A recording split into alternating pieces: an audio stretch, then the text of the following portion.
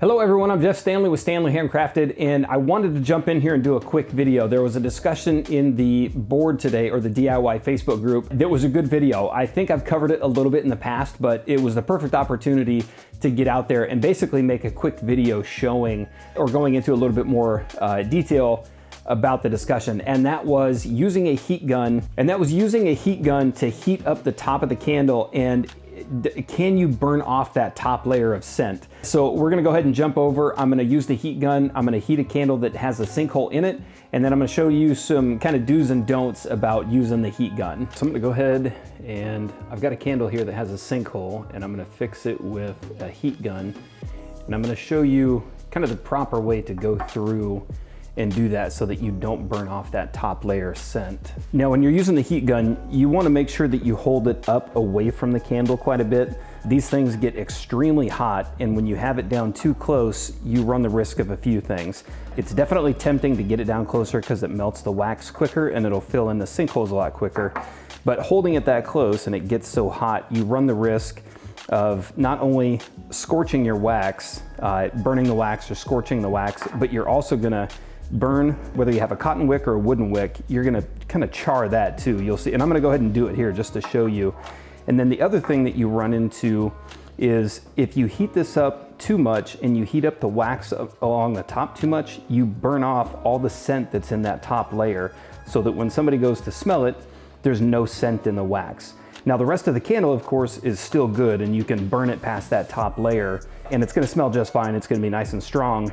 But if it's on a store shelf or it's at a market and somebody picks it up to smell it, they're not gonna smell anything. And that's, of course, the main thing that you wanna do when you're trying to sell your candles.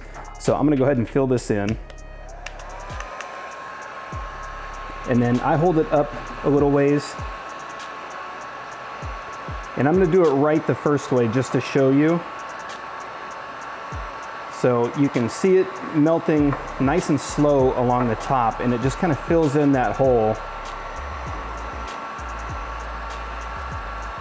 And then once this thing, and you can see the wax start to fill in that hole, and once the wax gets all the way to the top, I stop. So the second it gets to the top, I stop. And then you might see a little bit of a dip after that, so you might hit it with the heat gun just for like another 5 to 10 seconds just to really flatten the top. But once it, and this isn't filled in all the way, I just wanted to show this as an example. So once it fills in across the top, you stop. And this is what happens if you run it too close. Now, of course, that wax is heating up unbelievably fast. And you can already see the top of that wood wick. I don't know if you can see it on the camera, but the top of that wood wick is starting to smoke, and it's starting to blacken. And it's already, and you can definitely catch fire to that. But now that this thing is completely liquefied on the top, the only thing I'm doing now is just burning off the fragrance oil that's in that melted wax.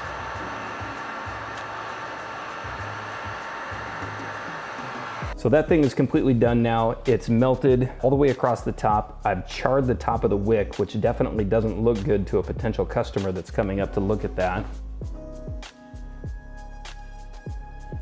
And you can see the wick right there is just completely charred. And then as soon as that solidifies across the top, I melted that so much that you're probably not gonna get a good scent throw, a cold throw from that when somebody takes off the lid. That's pretty much it. This is the candle that we melted right there. It did come out with a really smooth top, which I definitely like, but it comes with a price. I've charred the wick at the top of that, which I showed you earlier in the video, which you definitely wanna stay away from. And then of course, the scent is still there, so I didn't hit it too hard, but I have done that in the past with candles. I was trying to smooth them out way too much. I had the heat gun way too close, and I did a cedar one, and cedar is very strong, and the cedar scent across the top was almost non-existent. And I sent it to a shop, and she didn't think it was a local shop too, and she's a friend of mine, but she didn't think that the cedar was very strong, so I said, no problem. I said, let me just change it out for you. I gave her another one, and of course it was really strong, and then I burned the cedar at home, and once it got past the top layer that I burned the scent off, the candle was still perfect. It just opened right up, and it was a real strong hot throw, basically past that top layer. So again, that's definitely something you want to pay attention to. Using the heat gun is a lifesaver, especially if you're using some paraffins, Parasoys, the 6006, something that gets really bad sinkholes. That heat gun is going to be a game changer. Everybody should have one, even for soy, just to smooth out the tops. But you definitely want to pay attention to how you use it, because you can go a little overboard, and especially with cotton wicks, they tend to char and kind of light up a lot quicker than the wood wicks. So you definitely want to keep it at a safe distance from the candle. That way it melts the wax nice and slow, drips into the hole, smooths out, and doesn't actually burn the cotton wick. So I hope that was helpful. It was a big discussion in the group today, and I just kind of wanted to put a quick video out there showing exactly,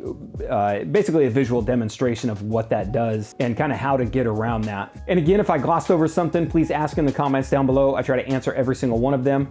If you're not a member of the DIY Facebook group, I've also included a link down below. We're just at 11,500 members, so it's growing really fast, which is incredible. There's a lot of very knowledgeable people in there. So if you don't get a question from, or if you don't get an answer from me, there are a lot of other people who have even more experience than I do that can definitely answer that. And if not answer, point you in the right direction of how to properly test something. And again, you can follow me on all the social media platforms I've listed down below: Instagram, Facebook, the website, Snapchat, anything like that is listed down below. So go ahead and follow. If you do follow, jump in and say hi. I have a lot of people that add me, but I never know who to add back. So if you jump in there from the video, just jump in and say hi. That way I know to add you back. And if you like the video, give it a thumbs up and subscribe for more. Thank you.